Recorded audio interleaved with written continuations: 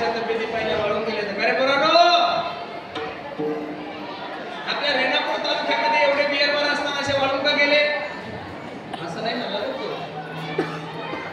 अरे आपल्या गावामध्ये एवढं दही दूध कोणी असताना असे वाळून का गेले गोपाळाने सांगितलं देवा जेवढं दही दूध कोणी तेवढं सगळं डेअरीला जातं डेअरीला काही राहत नाहीये भगवंताने सांगितलं तुम्हाला आनंद प्राप्त करून घ्यायचा आहे कधी ना आपल्याला सुख प्राप्त करून घ्यायचं ना तुम्ही एक काम करा काय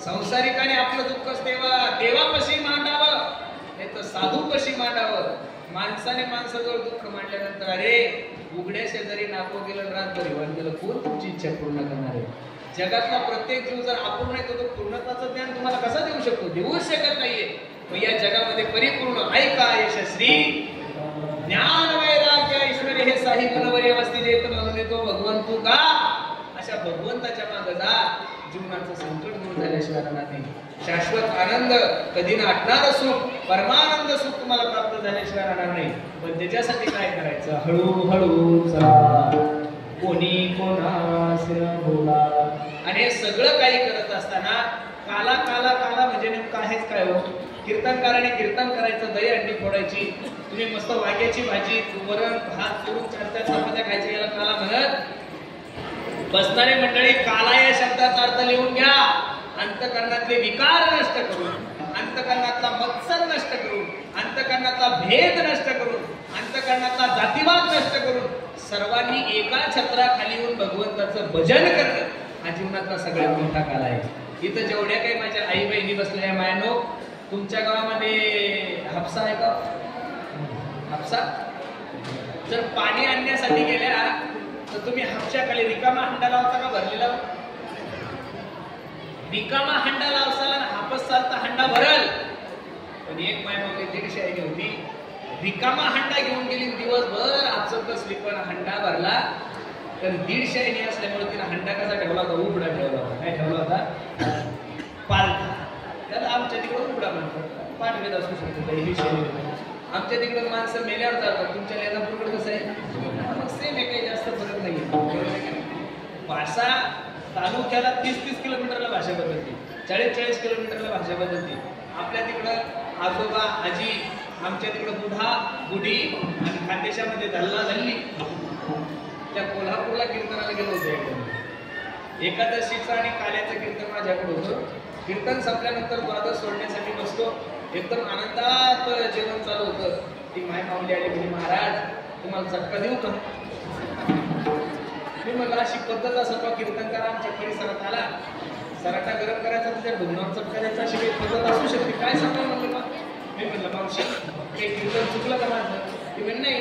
मग का मला काय जेवू द्या म्हणलं, मी अर्धी खायची चटकोरच खातो फक्त मला आनंदात खाऊ द्या. ती मावशी परत आली म्हणजे बाबा ऐका ना, अहो लय सुंदर चटका एकदा घेऊन तर पहा. मला एकच चटका 4 वेळेस नव्हती म्हणजे काहीतरी चटका आगळा आणि वेगळा आहे. माझ्या शेजारी माझा पापा होता, त्यांना म्हणलं आई असं करा, याला देऊन पहा, याला जर जमला तर मी सोसला तर मी पण घेतो. त्या मायमावलीने एका वाटीमध्ये ठेसा घेऊन आली. काय घेऊन आली? त्या मायमावली म्हणून मावशी मला थोडा जास्त चटका द्या. बरोबर आहे का? आता काही ठिकाणी ठेसा म्हणतात, काही ठिकाणी रगडा म्हणतात, काही ठिकाणी त्याला चटणी म्हणतात आणि तिकडे त्याला चटका म्हणतात. बरोबर आहे का नाही? भाषेचा फरक आहे. उबडा पालथा पालत्या भांड्यावर किती आपसलं म्हणजे हंडा भरणार नाही. तसं इथं बसणाऱ्या सर्व मंडळीला माझी विनंती आहे, जो अंतःकरण रूपी तुमचा जो हंडा आहे त्या अंतःकरणातले काम, क्रोध, मद, मत्सर सगळ्या गोष्टी काढून टाका आणि रिकामा हंडा घेऊन जा. चित्त शुद्ध तरी शत्रू मित्र होईल. तुका म्हणे चित्त करारे निर्मळ. गोबराय सांगतात हे अंतःकरणातले विकार जर नष्ट केले निश्चित तुमच्या जीवनामध्ये काळ होईल. तुका म्हणे सांडा घाटे तेने नका करू मोठे, अजिले तू पोट म्हणे प्रेम रामाला तो